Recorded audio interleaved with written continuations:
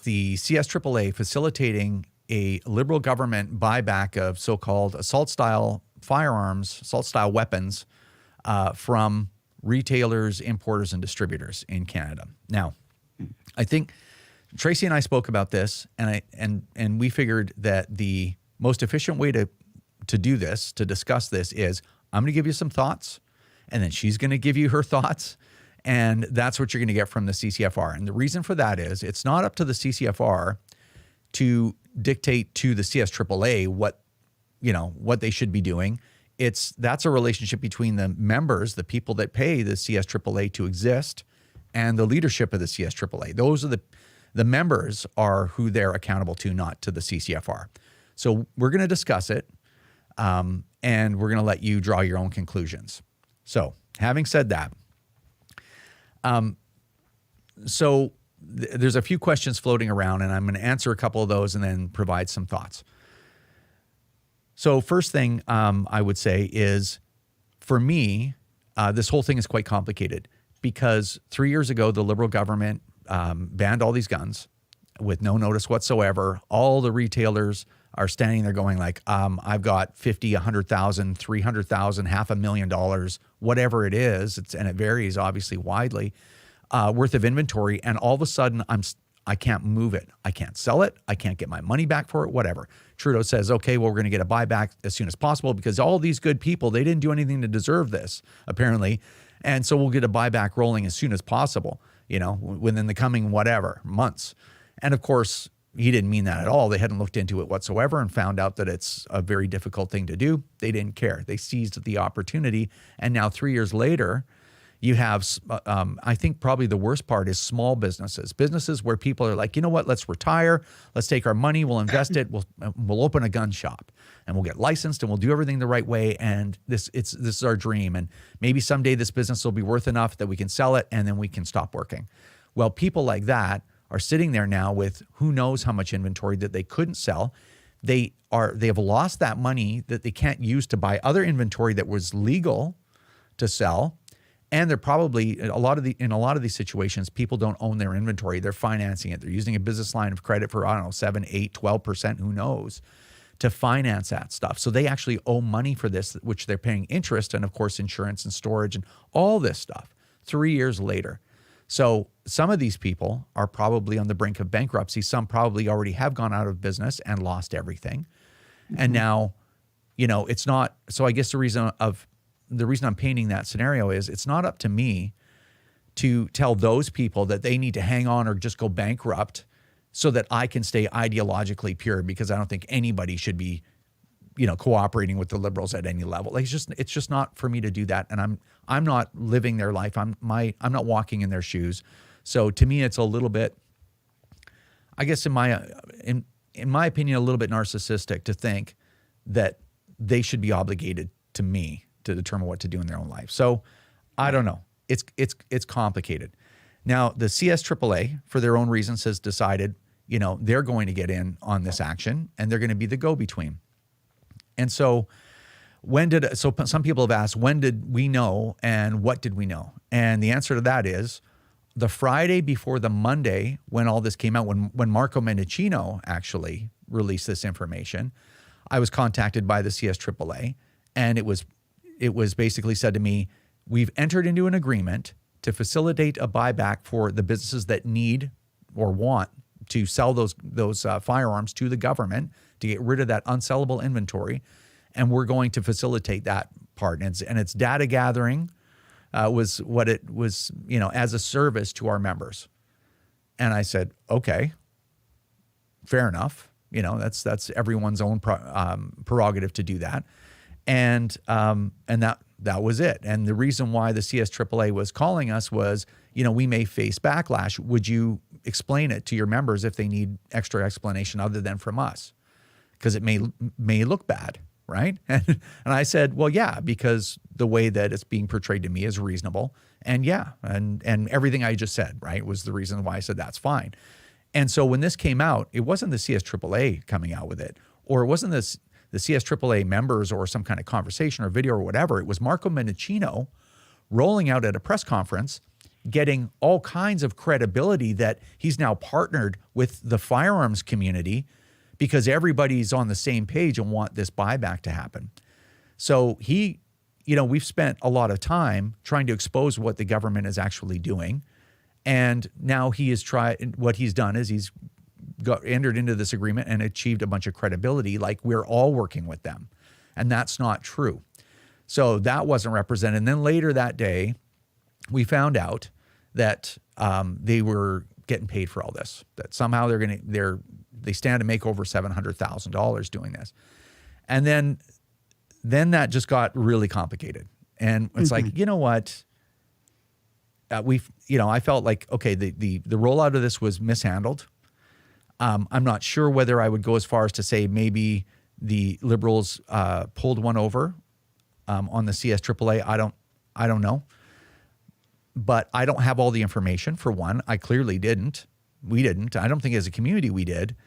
And I don't feel good getting involved in that and helping them, I guess, at that point. So I told Tracey to pull her video down that she made and pull down all our posts because the whole thing was sort of moving sideways. And at the end of the day, this is the CSAA's mess, and this is the Liberal government. I mean, if I were to say one thing to defend them, it is the Liberal government's mess, 100%. But the CSAAA have gotten kind of into an agreement with the government, and it's their mess. It's not the CCFR's mess, and that's why I don't want to answer for them. At the same time, I don't want to hurt them because that's not our role either. We have enough division in our community, and that division does not help us. So anyway, that's why we stayed quiet, and more information keeps leaking out about this, and Tracey's going to talk about it in a second, but that's one of the reasons why I think in situations like this, I don't run out and try to get ahead of things. I wait and I wait for all the information to emerge so that we can make a reasonable statement on these things. So we're not making an official statement, but these are some of the things that are our opinions. So I'm gonna let Tracey talk for a bit. Yeah, so it is a very complicated, difficult issue to discuss, but as you said, this was a Monday morning announcement. You were contacted on Friday. I found out on the Sunday night that there would be an announcement the following morning, and it was presented to me like, this is just a compensation program for retailers' unsellable inventory. And of course, watching the press conference, it was, painfully clear that it was a little more than that. You're right. Later that day, we did find out that it was a paid contract. And of course, the CSAAA, it's sort of messaged that they had spoken to or consulted with the other firearms organizations, and we were all good with this. And that's not entirely true. I don't consider finding out the night before that there's announcement the following morning, let alone not having any of the details of the contract or the idea that they were getting paid. So, it's hard to give an opinion on something when you have zero information about it. Now, up until today, we also didn't have any details of the contract or how the pay would work or anything like that until now. So I do have a copy of the contract. I've seen it circulating around. It has been made public by the Liberal government. There's a bunch of stuff in there that is concerning to me. And in particular, one of the deliverables that the CSAAA signed off on this contract that they are obligated to do, and that is to provide details on unresponsive businesses as part of the inventory report in compliance with their task. And this will be done biweekly. So what that means is they are to facilitate this. They've identified 2,600 firearm retailers that will be captured by this. There's also sort of a commissioned base pay that is sort of a bit of a problem for me. So the more stores the CSAAA is able to get to participate, the more they'll get paid. For those stores that don't participate, are unresponsive, or are not compliant, they are to report those stores to the federal government. That's a problem for me because of my idea is that these retailers should be protected. And we do have a pending decision out of the federal court on that gun ban to begin with. And then finally, part of their contract is also to verify destruction in accordance with the Firearms Act. So when you say a firearm is destroyed, there's an actual legal definition of destroying a firearm. And of course, that's so that it can never be used again, right? And they are to provide all that information as well. So it's not just data collecting. It's, it's kind of a consignment commission-based thing going on. And the part that really I struggle with is the reporting of unresponsive or uncompliant businesses. So I'm not here to beat them up or condemn what they've done, but at the same time, I cannot defend this. So, this isn't our idea of how we fight these gun bans. I think the CCFR stance on these gun bans is painfully clear because we've just spent 2.5 years and well over $2 million in the federal court fighting these, and we've got the receipts. And yeah, I would not be in a position to willfully aid the government in their efforts at this time. Yeah. So, so I guess in summary, if anyone was going to negotiate pricing and be a go-between between all the retailers and distributors and importers in Canada and the federal government, it would be the CSAAA. That's the industry representative group. The government could have, and you said this, Tracey, the government could have just made a portal and had retailers voluntarily go to the portal and upload their invoices for all of their inventory and get paid directly. They didn't really need the CSAAA. No. The organization had said that the consumer groups, I guess is what they call us, were consulted. We weren't consulted. We were informed a few days before that, and informed just that, oh yeah, we're gonna be facilitating something. We didn't know they were getting paid. We didn't know that they were going to be reporting unresponsive businesses. We didn't know they were going to get commission for however many many firearms that they're going to get back or have destroyed. We didn't know they were going to confirm destruction. So it was represented even in, there was a little round table after to kind of clear the air between the CSAAA and a bunch of industry people and ourselves and whatnot. And, it was again represented even after it blew up as, oh, we're just doing data collection. And it's like, well, no, now that we've looked at this agreement, it's start to finish, even verifying destruction. Yeah. It's facilitating the buyback. Yeah, it is. And it really is. And let me reiterate, we are not interested in hurting the CSAAA. We're not interested in getting involved in their business. The CCFR does what we do. We're not interested in hurting or getting involved in things of other firearm organizations or wildlife groups or anything like that, right? We do our thing and that's it.